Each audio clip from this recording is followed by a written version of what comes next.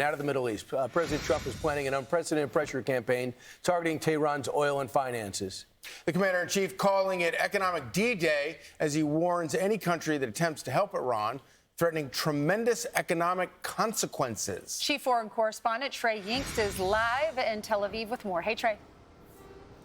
Yeah, hey guys, good morning. Overnight, President Trump announced what he is calling economic D-Day against Iran. The president indicated that any country around the world providing a lifeline to the Iranians could face economic consequences of their own. He called on allies to stand with the United States, posting to Truth Social, "No one has given the Islamic Republic of Iran a greater opportunity to make a deal than me. Tragically for them, they have failed to take it. Therefore, today I am announcing the most crushing economic operation ever taken against any country. This will be economic warfare and isolation on an unprecedented scale." On Wednesday, the president described the state of play amid reports that the United States is still overseeing vessels through a safe corridor to export millions of barrels of oil out of the Persian Gulf each day. Well, we have things that we could sanction. We have very draconian sanctions, and we'll see what happens. Right now, the strait is open. A lot of boats are coming through. People aren't reporting that, and that may slow down a little bit at some point. But right now, a lot of boats are coming through. The naval blockade has been extremely effective. The Iranians have responded to the president's comments overnight, with Iran's foreign minister saying the so-called economic D-Day is a diversion from America's own crisis. Unprecedented debt and surging interest costs. Doubling down on failed policies will only bring further defeat and enmity of Iranians. U.S. economic terrorism threatens global economy and sovereignty worldwide. Regional intelligence sources tell Fox News there are growing indications of economic hardship inside of Iran as a result of the U.S. naval blockade and economic isolation. Reports indicate that inflation in Iran has reached 89%, with food prices up 164%. The conflict is clearly shifting to economic warfare. The question here, whether or not this pressure will ultimately result in a deal or a return to combat operations. Guys? So we know, Trey, that UAE supplies 31% of Iran's imports, roughly $21 billion in 2024, and was destined to have 13% of its exports this year. And they've now cut off all trade after shooting at their ships one time too many with Iran. Is that significant? It's very significant, and it's an indication that Gulf countries may start to take similar economic action against the Iranians. And remember what happened earlier this week. Iran reportedly launched 2 ballistic missiles at the UAE, triggering alerts there and sending millions of people to seek shelter. And they have routinely attacked a number of Emirati oil vessels off the coast there in the Persian Gulf over the past week. It's an indication that the Iranians are still launching attacks near the Strait of Hormuz.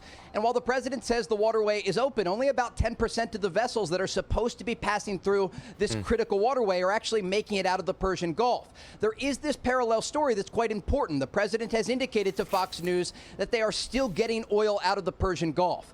And so they have a safe corridor to the southern part of the Strait of Hormuz, and they're able to export millions of barrels of crude oil each and every day. And this operation is expected to continue, and it's an indication that due to the U.S. naval blockade and the U.S. military presence in the region, they are still able to escort some of these vessels out of the Gulf. Okay. And this, thank you, Charlie, at the top where the Persian Gulf is on that map.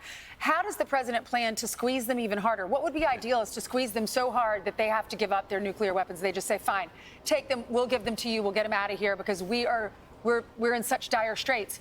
But how much more? What else could the president do? Because he even said in that tweet yesterday, the Navy's gone, Air Force destroyed, military factories rebel, currency is worthless, country is hanging on by a thread. You mentioned inflation, you talked about food prices. What more could our president do?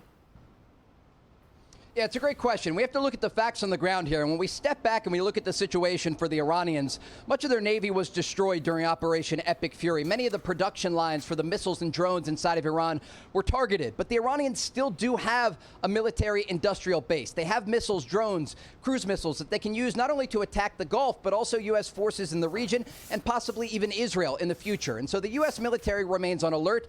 And you have one side of the coin here that is focused on military pressure, the U.S. naval blockade, and the ability of President Trump if he orders future strikes. On the other side, you have the economic warfare campaign. And this is You could look at this broadly like an onion. At the center here, you have the U.S. naval blockade, and this is preventing the Iranians from their critical lifeline, and that is their oil exports. But then you have secondary sanctions that are already in place, and there are discussions at the U.S. Treasury from Scott Bessent to try and target some of the countries that actually use Iranian oil, such as the Chinese and these companies that are still trying to find creative ways to get around the sanctions and the U.S. economic pressure. And that's part of the reason that President Trump last night ordered what he is calling economic D-Day, because he wants to send a message to countries around the world that if they try to skirt these sanctions or U.S. efforts to pressure the Iranian regime, that they will face economic consequences of their own. So obviously, Iran has been isolated militarily and economically, and we're going to ratchet up the economic isolation now. Do you have any sense how long? It's kind of mind-boggling that Iran has managed to hang on, given the amount of isolation that they have faced over the last 8 or 9 months. Do you have any sense how long Iran can hang on with this kind of isolation? We don't, and this is a game of who blinks first, and the Iranians feel confident in their position. But we have to look at their statements. They continue to make this threatening rhetoric from Tehran about their military capabilities in the region and the economic, what they consider warfare against their country.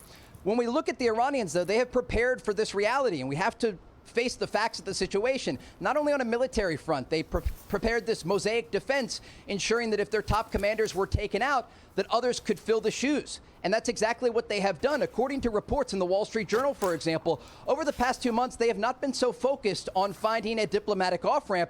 Rather, they've been preparing for the possibility of a return to combat. And that means putting these hardline IRGC officials in positions where they can make decisions to threaten international shipping and put counter pressure on the United States, its forces in the region, and Gulf allies. And that is exactly what is taking place. And that's part of the reason that you have seen this, what really feels like an endless cycle of statements and strikes in the Middle East with no end in sight.